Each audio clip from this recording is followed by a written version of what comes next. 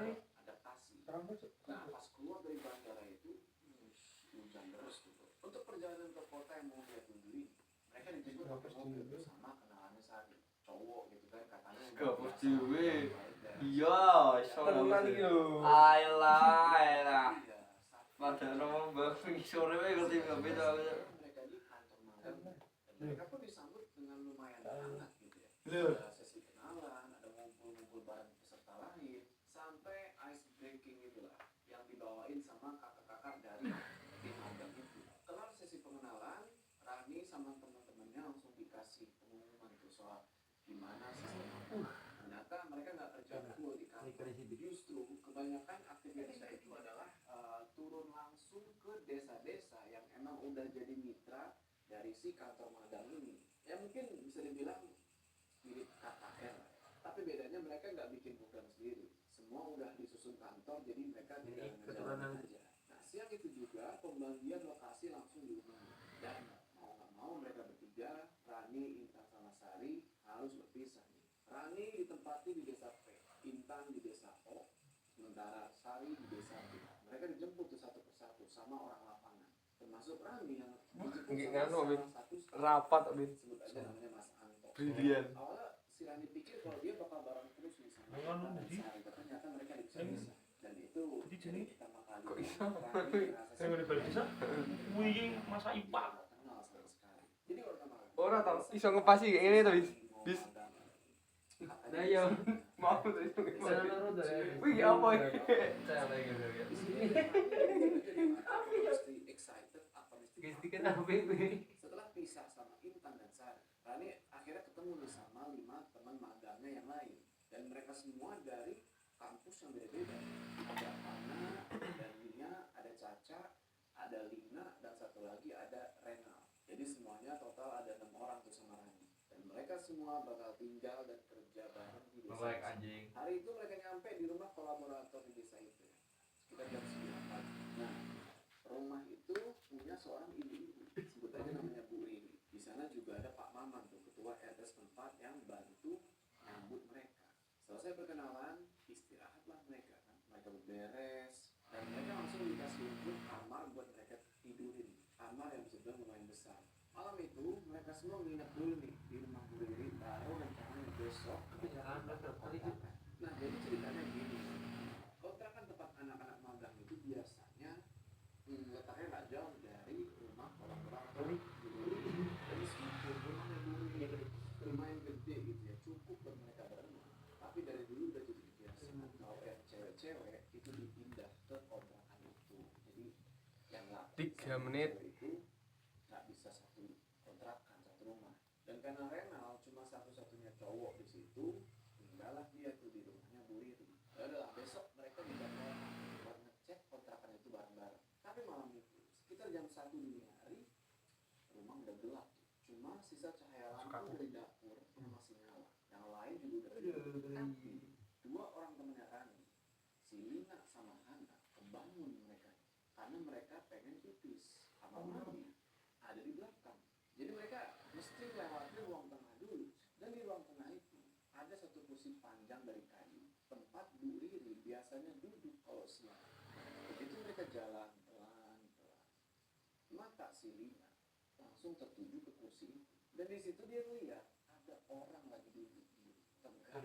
Aku cuma nunduk, tidak ngapa-ngapain. Dan mereka nggak bisa mastiin apakah itu siapa Bu Riri atau bukan. Tapi kayaknya bukan Bu Riri. Hari mau kayak pertama nonton. Ke situ kan. Dan mereka tuh langsung kayak Enak meneh pas kan kayak yakin betul sekarang kalau itu bukan Bu Riri. Mukanya tuh nggak kelihatan jelas dan karena waktu itu malam-malam lampu mati, siluetnya terlalu gelap buat melihat siapa itu sebenarnya. Tapi kalaupun itu Bu Riri, ngapain dia duduk di situ nunggu gelap-gelap sendirian? Nggak pakai ngomong apa-apa, Lina sama Ana langsung balik badan. Mereka nggak jadi ke kamar mandi. Begitu sampai lagi di kamar, pintu langsung ditutup rapat dan selimut ditarik tuh sampai kepala. Besok paginya nggak ada yang aneh-aneh. Bu Riri pun beraktivitas kayak biasa, seolah nggak kejadian apa-apa semalam. best part pas ning anu Bin. Semalam juga Rani sama Pas temen-temennya geger. itu udah punya agenda buat ngebersihin kontrakan. Kontrakan yang nantinya bakal jadi tempat cewek-cewek tinggal bersama magang. Nah, kontrakan yang tinggal di sebuah desa kecil di pinggiran kota di Jawa Timur. Moy bi Saya sebut aja desa P gitu. RCL ini Rumah kontrakannya itu lumayan luas, RCL. bangunnya lama tapi masih kokoh. Dan dari luar pun Rani RCL. kayaknya nggak ada yang aneh sih sama rumah ini. Cuma nggak tahu. Nah, Cuk, sebelum masuk ke ana kontrakan, puting sak ini. mereka mampir dulu tuh ke rumah pemilik aslinya, ibu-ibu yang tinggal tepat di belakang kontrakan. Namanya Bu Nur atau biasa dipanggil. Nah, Bu Nur ini adalah guru PAUD dan suaminya adalah adik dari almarhum suaminya Bu Riri. Jadi hubungan keluarganya masih dekat lah. Pas ketemu Bu Nur ini langsung nyapa, ramah gitu ya orangnya. Dan setelah ngobrol panjang lebar, diajak para si Rani sama teman-temannya buat masuk ke dalam kontrakan. Begitu pintu dibuka, langsung disambut sama angin dingin. Padahal itu masih matahari udah naik, tapi hawa di dalam kontrakan itu kok kayak yang dingin lembab. Mungkin ya waktu malam ya, karena kontrakannya udah lama kosong. Ya udah, Rani masuk ke dalam sama teman-temannya. Dia selingat-selinguk aja tuh kan, merhatiin setiap sudut rumah itu. Bu Nur mulai tunjukin tuh ruangan di dalam rumah. Ini lali rambut pecet no. Wih, 6 menit di sana. Terus ada dua kamar tidur, ada satu kamar mandi atau toilet dapur, dan ada satu ruangan kecil di belakang yang atapnya kebuka itu buat ngejemur baju. Geri pas telapak tuh. Isi lumayan lah buat mereka berlima gitu ya, cukup luas, tapi Rani masih merasa kok Di dompet sampingnya. nyaman gitu suasana kontrakan ini. Lagi-lagi mungkin ya, namanya kita masuk ke rumah yang udah tempatin ya, mungkin juga bakal merasa sama gitu. Bener aja kata Bu Nur, emang bener kontrakan ini udah lama kosong. Terakhir itu dipakai sama anak magang yang sebelumnya. Dan setelah itu nggak ada yang tinggal di situ lagi. Dan semenjak kosong, lampunya itu jarang dinyalain, jendela ketutup terus, dan halaman Ayo renang, Bin. juga mulai ditutup. Besok aku di Semarang. Nah, setelah semua ruang Besok balik. mereka akhirnya mulai bersih. Berarti kok sih sok turu kos. Dan gak tahu apa. Iya tak. Aku Bersihin ruang begini memang Dina, dosen. bersihin ruang tamu. Nia kamar mandi dan si Hana bersihin Beli sore. kamar tidur. Orang Oh ya tuh ada tugas Kemis pribadi, sore. Rani pergi lagi ke dapur kan buat bersih-bersih. Jumat Awal ya. biasa aja gitu ya, dia beres meja, dia lap-lapin tuh rak yang udah pada berdebu. Yang Tapi penceng. makin lama kok Yang suasana penceng. di Aku naik orang gaya kan. merinding tiba-tiba dia. Terus matanya itu nggak sengaja melirik ke satu arah, ke ruang Ini anu, jemuran yang ada di pojok belakang. Pas dicek, Jangan yang ternyata nempel ruang kulit. itu penuh Ibu sama kita barang kayak bawaan. Dan ada sepeda Kayak orang tua lah yang udah pangsit goreng udah coba. reot lah. Terus ada juga Di piring HP. pecah, terus ya pokoknya banyak barang-barang yang udah nggak pakai lagi ditaruhnya di situ. Ternyata kayak dimanfaatkan jadi gudang juga tuh ruangan. Nah, beberapa saat kemudian si Hana datang ke dapur buat ngebantuin si Rani. Mereka mulai bersih bareng. Nah, sambil berberes, Hana sempat cerita soal kamar tidur di kontrakan itu. Wih, dino apa tuh? Kamar kan dua Ning gone anu? kamar yang Batang? dua nih. Katanya dia kamar itu lumayan Oh, bagus. alah. Pencahayaannya juga bagus. Tapi begitu buka pintu, isi kamar itu udah degilnya tebal banget segini. Terus ada lemari besar dan tumpukan baju yang nggak tahu punya siapa. Baju-baju itu kelihatan tua, motifnya jadul dan kayak udah bertahun-tahun nggak pernah dipindahin. Setelah diceritain kayak gitu, akhirnya Rani bilang ya udahlah, ini kita nggak usah pakai kamar yang itu. Kita pakai kamar yang Jadi terbaik. kering biasa. Beberapa saat kemudian, Iya, iya. datang di ada pintu dapur dan Hana nyeletuk di situ. Loh, Kak Nia? Tadi Kak Nia ke belakang? Hah? Enggak loh kan? Aku bawa aja ke sini barusan. 9 menit. Terus, tadi yang jalan ke belakang itu siapa? Nah, berarti mulai ada anomali nih guys. Hana bilang kalau dia ngeliat Nia itu jalan ke belakang, dan padahal Nia itu nggak ada ke belakang sama sekali. Hening langsung di situ. Nah, untuk menenangkan suasana gitu ya si Rani coba buat ngajak ngobrol si Hana, karena Hana di situ udah mulai pucat gitu. Dia senggol nih. Itu mah paling si Caca kali yang tadi ke belakang. Ya udah. Setelah proses bersih-bersih selesai, mereka akhirnya resmi itu pindah ke Oh, mereka membawa barang-barang mereka, terus atur tempat tidur dan coba buat adaptasi lah. kelas berapa besok? Dan ada satu hal yang bikin suasana agak berbeda dari bayangan awal mereka. Salah satu ibu dari teman mereka, ibunya Lina ikut tinggal bareng di situ. Katanya sih beliau khawatir banget nih anaknya tinggal jauh. Pici kalau gue ada pit. Orang. Udah mau gimana lagi? Orang sekarang masih pici. Ya, teman-teman setuju nggak apa-apa ya udah ibunya tinggal bareng sama kita. Karena mereka pikir toh kalau banyak orang makin rame makin aman. Mudah-mudahan sih begitu. Bagaimana? Awalnya semua berjalan normal, nggak ada gangguan aneh, nggak ada suara-suara yang serius, tapi ternyata itu cuma sebentar. Karena beberapa hari kemudian mulailah teror itu datang. Setiap malam anak-anak yang masih belum tidur gitu ya, mereka bilang kalau mereka tuh mulai mendengar suara-suara aneh. Kadang dari kamar kosong itu yang mereka nggak tempatin, kadang dari arah dapur, kadang dari belakang dekat jemuran, dan yang bikin merinding. Rumah itu ternyata punya layout yang lumayan rumit. Gue coba jelasin ya sebisa gue gitu. Jadi di depan tuh ada ruang tamu kan, yang posisinya tuh kayak melebar. Nah di bagian tengah rumah itu ada lemari besar yang nutupin sebagian area. Dua kamar tidur itu ada di pojok. Dan di sisi lainnya itu ada toilet yang ngadep langsung ke arah dapur. Nah lantai dapurnya sendiri itu masih tanah padat bro, nggak ada lantai, nggak ada apa, tanah. Dan di sana juga ada pintu buat ke ruang jemuran yang nyambung lagi ke satu pintu kecil menuju ke musola keluarga di belakang rumah. Coba kalian pahami lah layoutnya gitu ya. Nah Rani, Mia, Hana sama Caca tidur tuh di ruangan. Mereka pakai dua kasur yang didempetin itu yang satu. Rani tidur bareng yang posisinya tuh kayak mereka. Nah di bagian musola tengah rumah itu ada lemari besar yang nutupin sebagian ngadep langsung ke lantai. Nah nyambung lagi ke satu pintu kecil menuju ke musola keluarga di Oh. rumah. Coba kalian pahami lah layoutnya gitu ya. Nah Rani, Mia, Hana sama Caca tidur tuh di ruangan. Mereka pakai dua kasur yang didempetin itu di satu. Rani tidur bareng Mia, Hana sekasur sama Caca. Sementara Lina dan ibunya tidur di ruang tamu. Malam itu semuanya udah tidur kecuali Lina. Kamar semuanya udah gelap. Sisa cahaya dari lampu kamar. Malam itu Lina cerita. Tiba-tiba Lina mendengar suara air mengalir. Kayak ada suara orang mandi dari belakang. Akhirnya Lina bangun mencoba bermastiin itu siapa yang mandi malam-malam. Ya lihat ke ruang kamar.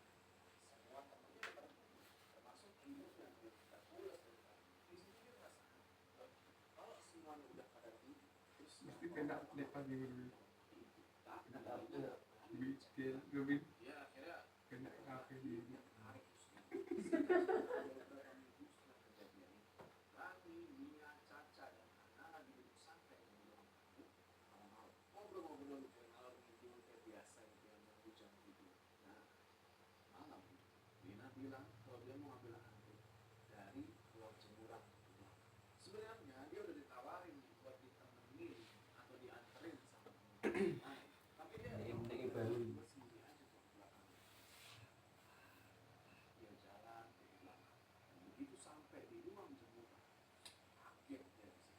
Di antara tumpukan jemuran itu entah mungkin mata dia selingkuh atau gimana, dia yakin ini ya perempuan pakai kerudung di belakang dia. Awalnya dia mikir positif nih, oh sininya kan itu mah, jadi dia biasa aja tapi curiga. Setelah dia pulang sini balik lagi langsung ke ruang tamu buat balik ke teman-temannya. Tapi waktu dia sampai di ruang tamu, dia melihat dia ada di situ lagi duduk. Loh, ini aku pikir kamu di belakang tadi di tempat jemuran. Enggak ini, aku di sini kok baru aja duduk. Tadi habis sebutan sebentar. Terus tadi yang ke belakang siapa? Nah, ada yang ke belakang loh nih. Cuma kamu sendiri aja. Kamu salah lihat kali. Tahu nih, jangan bikin takut lah. Yaudah, ngapain. Kayaknya aku salah lihat deh tadi. Maaf ya. Setelah ceritanya Lina itu akhirnya mereka semua itu mutusin buat tidur karena besoknya mereka harus mulai program lagi. Nah besoknya semua anak magang tuh lagi di luar sana buat ngerjain program desa itu kan. Nah rumah kontrakan pagi itu cuma ditinggal Saya ready ora kowe ya aku yo butuh ngake awak iki. Konten.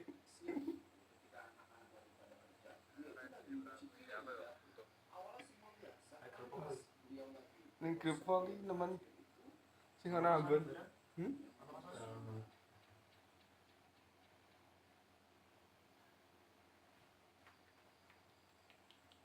Itu suara nangis olahan tapi jelas sumber suaranya itu dari alat kosong. Dari awal emang nggak pakai ibu sama saja.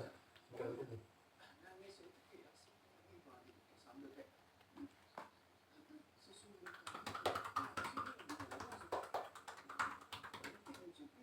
dan dia coba fokusin suara itu baik-baik. Dia nggak salah dengar. Suara itu masih ada. Wah di sini ibu Jalina mikir udah beres. Akhirnya dia memutuskan buat terusin. 16 menit. Anak-anak pada pulang. Tapi Anu nek misalnya sama anak-anak 20 pulang, ron. Bu Ginanya ini cuma apa yang udah dilakukan dari sini. Singkat cerita, beberapa hari setelah itu terjadi kejadian aneh. Waktu itu Apa? rumah hancur. Itu apa? Iya. Bagiannya sih pembubar. Kirim bisa apa tuh? Orang. Kok chargernya tak ada lagi? Nggak sengaja dia menengok ke arah lorong antara kamar mandi. Oh, ning IG. Di situ dia melihat ada sosok kakek Enggak oke. lagi jalan pelan tapi mengarah dari kamar mandi ke dapur.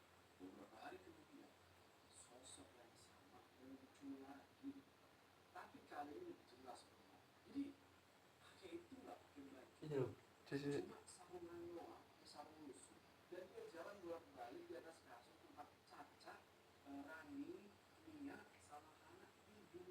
Karena udah nggak tahan lagi, udah ini benar-benar kejanggalan yang luar biasa. Akhirnya ibunya Mia putusin buat cerita ke Hana, dan mereka Ya, bis. semua yang ada itu seperti takut, tapi mereka berusaha untuk lebih positif. Lagi ya sebagian dari mereka kan belum mengalami yang aneh di sini. Nah, malam harinya udah sebagian udah tidur, tapi Hana sama Caca masih melek lagi ngobrol sambil sendirian di kasur. Hasil mereka itu Aduh, langsung Bin, ini sih orang Bin. dan dari situ Ini. sengaja terlihat sesuatu Itu ini gitu. Minggu di tengah lemari ya, terlalu minggu deh. Oh, minggu pas. Ya. Ini itu apa dengan itu? tapi Hana sama Oh, Caca blok tuh. lagi ngobrol sambil RP piro ngono kuwi. hasil mereka itu Kekel. Kekel. dan dari situ belum kan pintu kamar mandi tanpa tutup rapat itu ada celah. Nah di situ anak lihat ini dari celah mukanya nggak berani jelas tapi bentuknya jelas banget. Kayak bener kayak orang lagi naik celah buat ngintip gitu. Karena langsung kayak langsung dia betul kaku badannya. Tapi dia nggak cerita ke si siapa Caca gitu. Nah malam-malam setelah akhirnya satu persatu dari mereka mulai mengalami kejadian-kejadian yang nggak masuk akal. Jadi malam itu mereka lagi selisih Tuh, kita gue ya. di tengah kena virus. Bisa kan apa? Kira apa? Ada benda jatuh. Mereka bilang sendiri dan pergi ke belakang. Tapi pas sampai sana ternyata nggak ada apa. Beberapa malam setelahnya Caca kebangun. Di tengah mobilnya kok gini? Di sini dia nggak enak mau ngebangunin temennya yang dia mau minta temenin, nggak enak tuh soalnya kelihatannya udah pada capek, udah pada tidur pulas. Udah akhirnya dia pergi ke kamar mandi sendirian. Tapi baru sampai lorong dapur, tiba-tiba dia ngedengar suara anak nangis. Enak ke enak ke. Tapi ya karena si Caca ini udah nggak nahan, udah kebelet banget, akhirnya dia lari ke kamar mandi. Pas lagi di kamar mandi, tiba-tiba itu di atap toilet itu kayak ada entah kelapa atau apa itu kayak duk jatuh. Suaranya lumayan kenceng tuh. Dan Caca masuk ke situ. Setelah selesai Sama itu dimasukin apa? Salah. singkat cerita Ikut rapat ikut mati. Bisa. karena kontrakan mereka ini punya akses langsung ke musola keluarga di belakang rumah, mereka jadinya bisa sholat tarawih di situ setiap malam. RP piro ngono kuwi. Aku meni tekon wonge. Mereka mesti ngelawan Bah, biasanya piro. karena jemurannya dari awal udah punya alasan.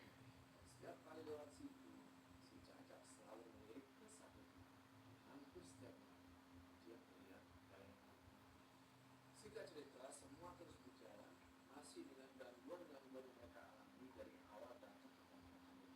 Sampai akhirnya tiba di hari si Rani ini datang bulan. Dan nggak tahu kenapa kali ini haidnya itu nggak biasa. Banyak banget keluar. Sampai bikin dia itu sakit banget. Saking sakitnya dia itu sampai nggak bisa bangun. Badannya lemes, berat yang dia lakukan itu cuma tiduran aja sehari. Ya karena kesian dia temen-temennya jagain. Terus sekarang dicek juga nih kondisinya. Nah malam itu pas semua lagi tarawih Iya, otomatis Rani sendirian di kamar tiduran. Dia tiduran yang ada masuk juga. Kalau biasa aja.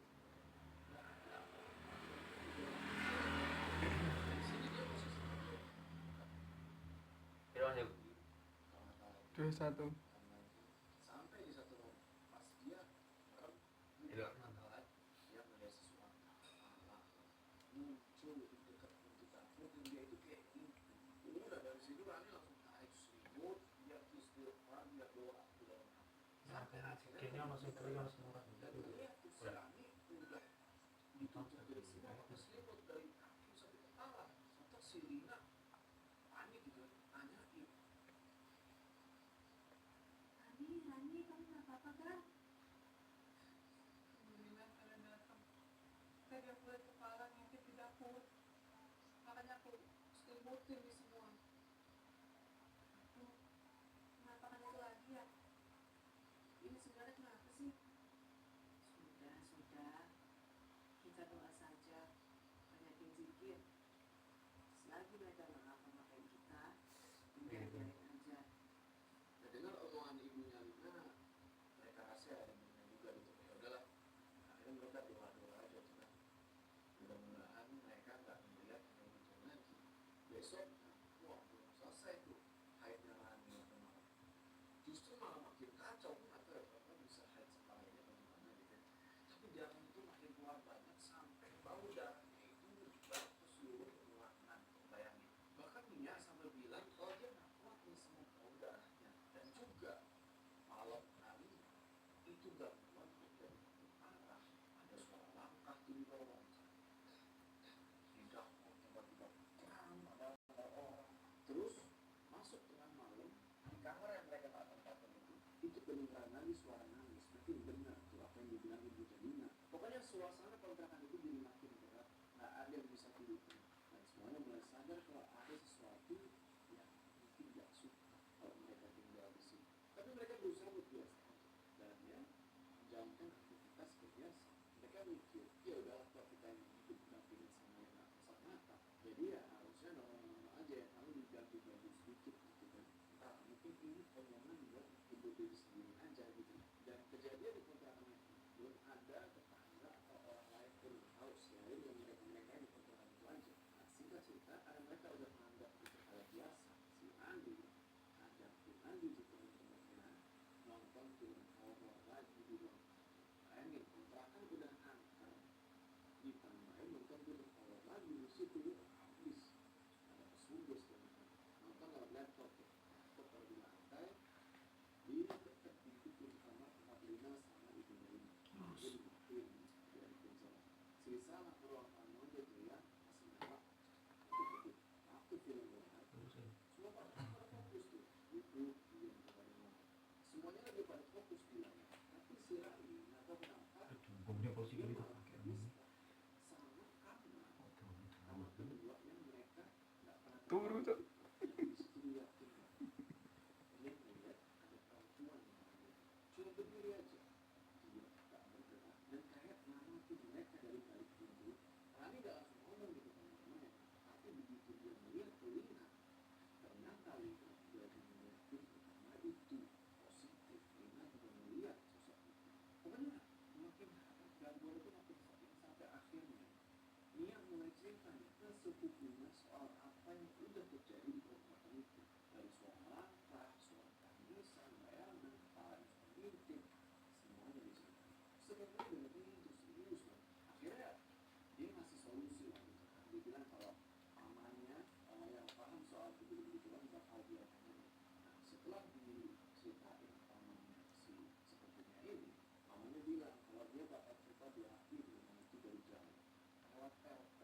seberapa mungkin meredam ya aura-aura negatif di rumah itu. Tapi di Yang lagi sisi Firman lain, Masiran itu buat. benar, ternyata dia Firman bisa Masiran. sendiri. Beliau bilang Lemah dia ini. ngontek kakeknya Ngerti? dari Ngerti. sana dibuat Pak Ane kan iso nambani. Online duwe. Nambaninya online. Iya cek no. Ayo kowe piye Cak? Nambani online ki piye? Oh, Nambah nih online. Nambani wong kesurupan online. 26 menit iki pisan.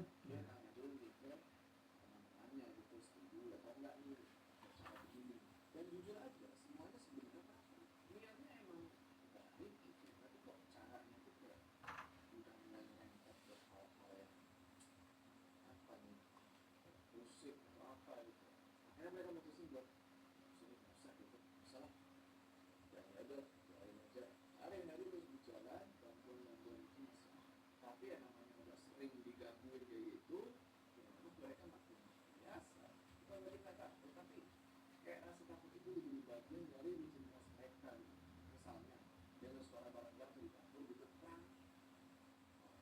buat udah ditakdir kayak gitu kalian bisa bayangin kan seberapa sering diganggunya itu kalau ada langkah kaki dari belakang lu tak kalian nengok gitu pasang headset Yang ketemu hasilnya berminggu-minggu masih aja bertemu teman ini. sebenarnya terbiasa ada ngeselin juga gitu kan udah ada kan ngaji terus didoain lah didoain tapi lewat-lewat ya nggak datang langsung ke situ malam itu si om nyuruh mereka semua buat doain dulu selama itu nunggu doain ya mereka numpang duduk lah di teras rumahnya Mbak Dewi ayah dari ibu pemilik kontrakan itu yang tinggal sendirian di sebelah rumah dia emang rumahnya udah kontrakan nah alhamdulillahnya ya lifted setelah doa selesai dibaca suasana rumah itu juga berbeda gangguan-gangguan itu emang belum seperti hilang tapi intensitasnya mulai berkurang drastis yang tadinya selalu ada langkah kaki suara nangis ada orang lewat ada kepala ngintip sekarang cuma muncul sesekali aja dan mereka juga mulai rajin ibadah sholat lima waktu naik waktu terus baca Quran tiap malam setelah juga betul kan minggu kemudian masa maghribnya selesai dan akhirnya cerita lah ke Bu soal apa yang mereka alami selama tinggal di kontrakan itu dan si Bu Riri si kolaborator ini akhirnya cerita lah tuh ternyata sebelumnya dia tahan ini katanya anak-anak magang yang sebelumnya pun juga diganggu pas tinggal di rumah kontrakan itu sampai-sampai mereka ini nggak ada yang berani tidur di kamar atau ruang tengah semuanya milih ngumpet masuk di ruang tamu udah tuh tidur bareng-bareng 28. hanya pas pertama kali mandi dan teman-temannya bersihin ruang-ruang itu emang bener-bener Iki sak menit setengah. karena emang yang udah Nono. lama di tempat dan tak ada yang bersihin tempat itu dalam Macam masa si Long. balik lagi di Kita bisa capek-capek orang ini praktek.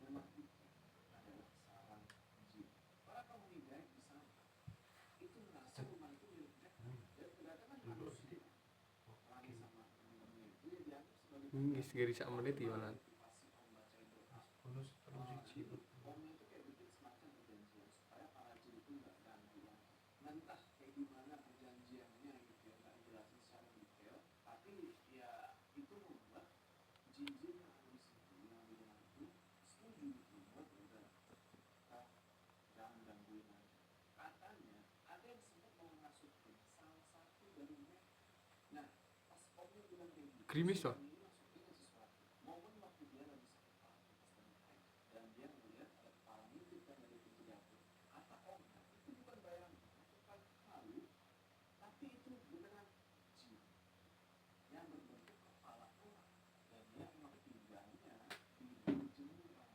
dari awal dia udah ke situ amatin mereka ngikutin mereka dulu terus jin di rumah itu juga punya satu kebiasaan yaitu mereka ini suka